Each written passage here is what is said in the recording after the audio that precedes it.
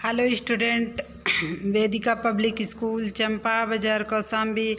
आज हम आपके लिए लेकर आए हैं क्लास 5th का हिंदी व्याकरण। आप लोग अच्छी तरीके से इसे समझिए।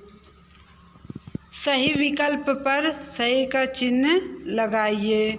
भाषा होती हैं केवल मौखिक, मौखिक एवं लिखित। तो हमारी भाषा कौन कौन सी होती हैं? दो होती हैं, मौखिक एवं लिखित। तो हमारा क्या ऑप्शन सही है? ये सही है, मौखिक एवं लिखित।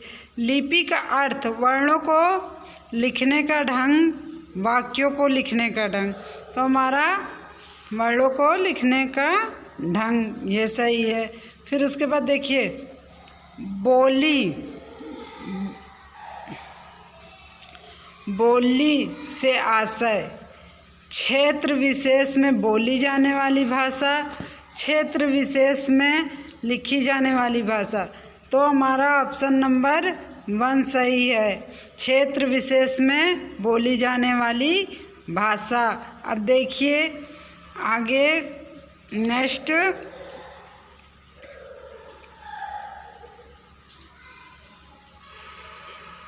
हिंदी को राजभाषा घोषित किया गया 27 अक्टूबर 1950 को, या कि 14 सितंबर 1949 को। 27 अक्टूबर 1950 को, या कि सेकंड ऑप्शन 14 सितंबर 1950 को। तो हमारा ऑप्शन नंबर 2 सही है।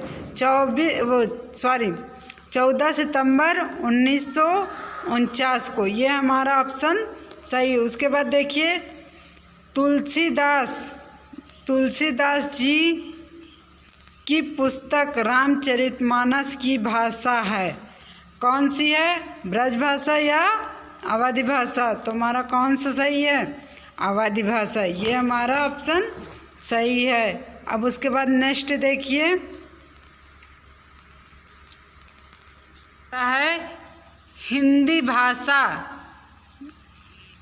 हिंदी भाषा का महत्व, इस विषय पर एक अनुच्छेद लिखिए। देखिए फिर उसका आंसर, किसी भी स्वतंत्र राष्ट्र की अपनी एक भाषा होती है जो उनका गौरव होता है। राष्ट्रीय एकता और राष्ट्र के स्थायित्व के लिए राष्ट्रभाषा अनिवार्य रूप से होनी चाहिए, जो किसी भी राष्ट्र के लिए महत्वपूर्ण होती हैं। स्वतंत्र भारत की संविधान सभा ने 14 सितंबर 1949 को ही हिंदी भाषा का भारत संघ की राज्य भाषा के रूप में मान्यता दे दी। हम देखिए सेकंड, आपका सेकंड में देखिए, ये है व्याकरण किसे कहते हैं। आप लोग ध्यानपूर्वक सुनिए बेटा और समझिए भी, इससे बहुत ज़रूरी है। ये सब क्वेश्चन आप लोगों के लिए बहुत इम्पॉर्टेंट है। इसको देखिए, सुनिए,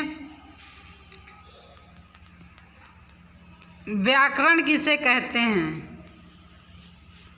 भाषा को शुद्ध रूप से लिखने व बोलने के नियम को ही व्याकरण कहते हैं या कहा जाता है। अतः व्याकरण भाषा संबंधित नियमों के शास्त्र कहा जा सकता है।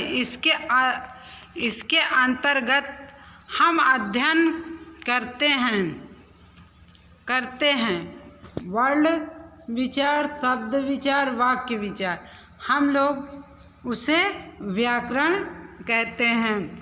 व्याकरण से हम लोग देखिए शुद्ध बोलना तथा शुद्ध लिखना, शुद्ध पढ़ना सीखते हैं। ये हमारा क्या होता है?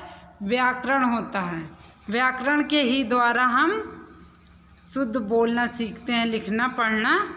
ठीक, अब देखिए ये आपका नेक्स्ट क्वेश्चन, लास्ट क्वेश्चन, ये हमारा लास्ट क्वेश्चन है। देखिए, भाषा की विशेषताएं क्या हैं? अब देखिए, भाषा की प्रमुख 3 विशेषताएं हैं। ठीक, हमारा देखिए सबसे पहला ऑप्शन नंबर 1, भाषा सार्थक ध्वनियों से मेल से बनती है।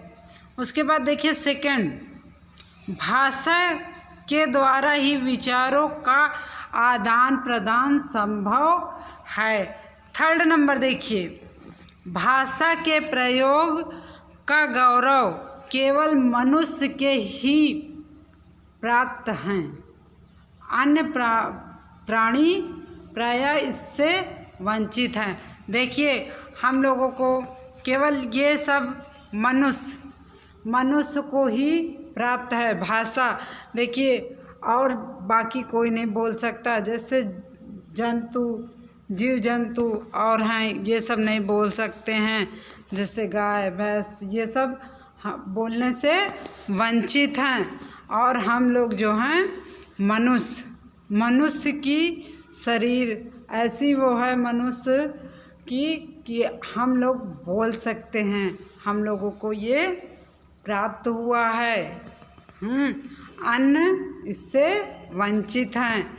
आप लोग बेटा ध्यानपूर्वक सुने हैं और सुनकर इसका आंसर भी लिखकर नोटबुक पे हमें सेंड करिए।